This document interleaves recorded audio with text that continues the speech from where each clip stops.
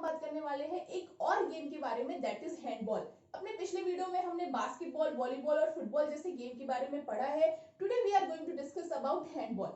बात करें हैंडबॉल की क्रोनोलॉजी के बारे में कि हैंडबॉल जो है वो कब शुरू हुआ, सबसे पहला मैच कब खेला गया था और उसके बाद कब उसकी कौन सी फेडरेशन बनी। तो 1917 में सबसे पहली बार मैच खेला गया था हैंडबॉल का, जो कि जर्मनी में खेला गया था और उसी साल ही उसके जो रूल्स हैं वो पब्लिश हुए। उसके बाद 1928 में उसकी इंटरनेशनल अमेच्योर हैंडबॉल फेडरेशन बनी और 1936 में जो हैंडबॉल है उसे as a demonstration game Olympic में शामिल किया गया।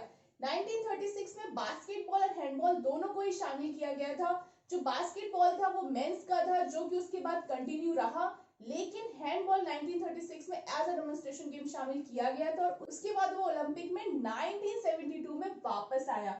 हैंडबॉल की इंटरनेशनल फेडरेशन की बात करें, that is international handball federation, जिसे हम IHF के नाम से जानते हैं, वो 1946 में बनी थी। और इंडिया की हैंडबॉल फेडरेशन यानी हैंडबॉल फेडरेशन ऑफ इंडिया की बात करें तो वो 1955 में बनी। उसके बाद हैंडबॉल को ओलंपिक में ऑफिशियली शामिल किया गया 1972 में, लेकिन तब सिर्फ मेंस को शामिल किया गया था और 1976 मॉन्ट्रियल ओलंपिक्स में वुमेन को भी शामिल कर लिया गया। 1976 में बास्केटबॉल की भी वुमेन्स को शामिल किया गया था। तो ये है हैंडबॉल की क्रोनोलॉजी। सबसे पहला मैच जो है 1917 में खेला गया था जर्मनी में और तभी इसके रूल्स बने थे। 1928 में इसकी सबसे पहली फेडरेशन बनी थी और उसके बाद 1936 में सबसे पहली बार ओलंपिक में शामिल किया गया था।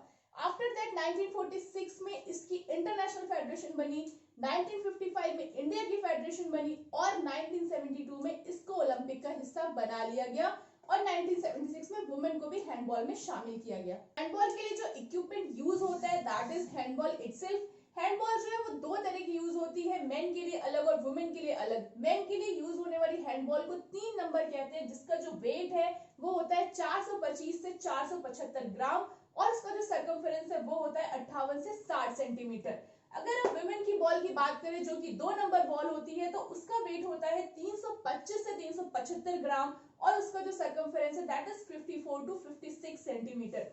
टोटल नंबर ऑफ प्लेयर्स जो हैंडबॉल की टीम में होते हैं वो होते हैं 12 और उसमें से जो 7 है वो खेलते हैं, जो 5 है वो होते हैं सब्स्टिट्यूट।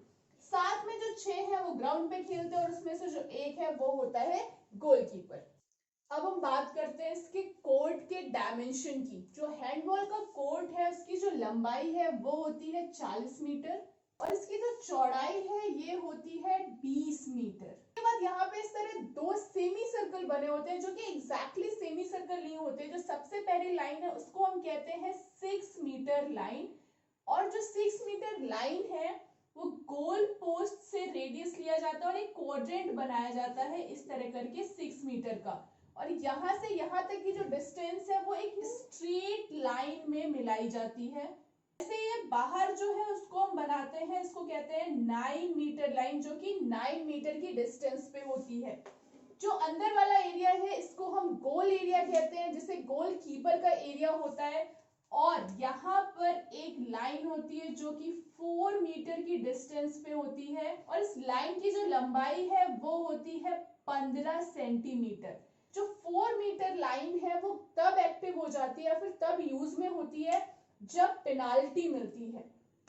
तो यहाँ से एक 7 मीटर पे लाइन होती है जहां से पेनाल्टी थ्रो मिलता है और इस लाइन की जो लंबाई है वो होती है 1 मीटर। तो ये जो लाइन है इसको हम कहते हैं गोल एरिया लाइन और ये जो लाइन है इसको कहते हैं फ्री थ्रो लाइन।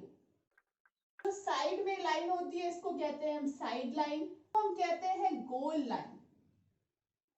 यहाँ जितनी भी लाइंस बनाई जाती हैं उन सब की जो चौड़ाई है वो होती है 5 सेंटीमीटर।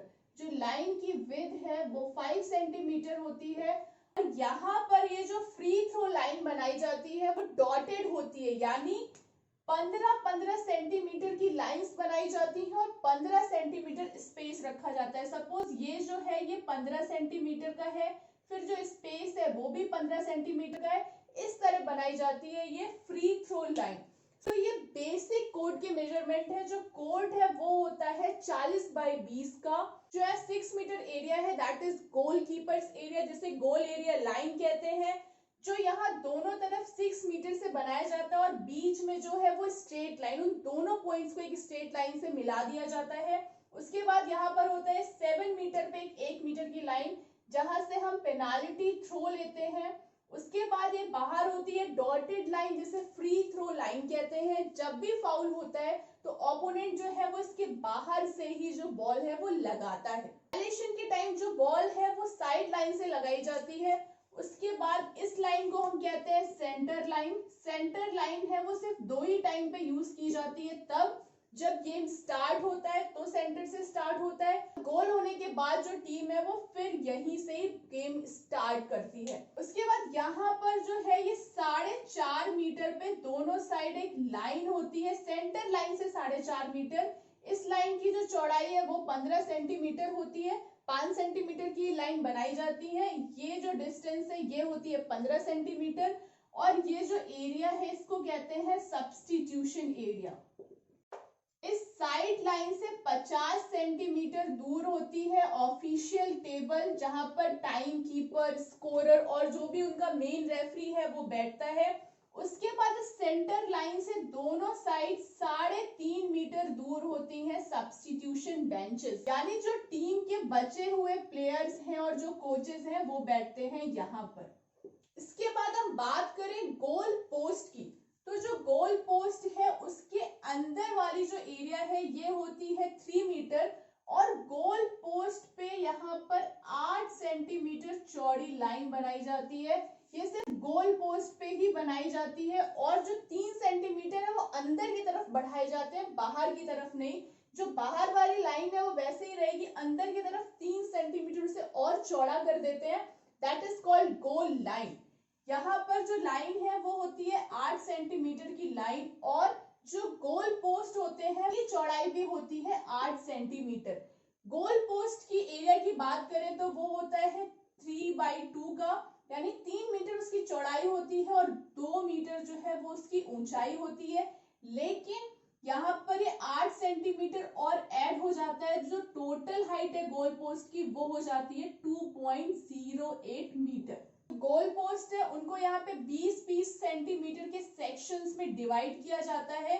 ये 20-20 सेंटीमीटर के यहाँ पर ऐसे 9 सेक्शंस होते हैं, दैट इज 9 into 20 सेंटीमीटर, और यहाँ पर होता है 28 सेंटीमीटर का कॉर्नर, जो कि यहाँ से यहाँ तक भी 28 सेंटीमीटर होता है और यहाँ से यहाँ तक भी 28 सेंटीमीटर होता है। तो यहाँ भी 28 सेंटीमीटर का कॉर्नर होता है और यहाँ भी एक 28 सेंटीमीटर का कॉर्नर होता है। अगर हम गोल पोस्ट की टोटल लेंथ देखें तो 3 मीटर अंदर और 8 सेंटीमीटर दोनों को ऐड कर दें तो हो जाता है 3.16 मीटर इसकी चौड़ाई, और इसकी लंबाई हो जाती है 2.08 मीटर। अगर गोल पोस्ट के साइड व्यू की बात करें तो ऊपर ये जो डिस्टेंस है ये होती है 80 सेंटीमीटर। उसके बाद जो कर्व होता है वो होता है 100 सेंटीमीटर, और नीचे जाके जहां ग्राउंड से ग्राउंड तक की डिस्टेंस है वो होती है 130 से 150 सेंटीमीटर। ये सारे मेजरमेंट्स हैंडबॉल कोर्ट की कि उसकी लंबाई चौड़ाई कितनी होती है, उसमें कौन सी लाइन होती है, वो लाइन बनाई कैसे जाती है। चेक करने के लिए इसका डायगोनल की बात करें तो इसका यहाँ से यहाँ तक का डायगोनल होता है 44.72 मीटर।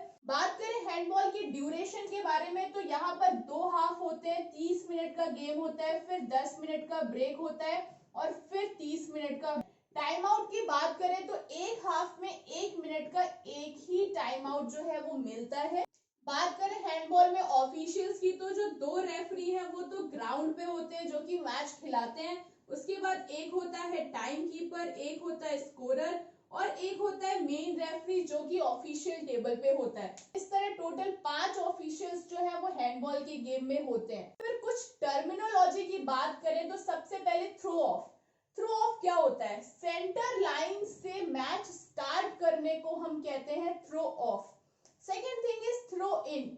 थ्रो इन क्या होता है? जब वायलेशन हो जाता है और आप साइड लाइन से बॉल को अंदर थ्रो करते हो, that is called throw in.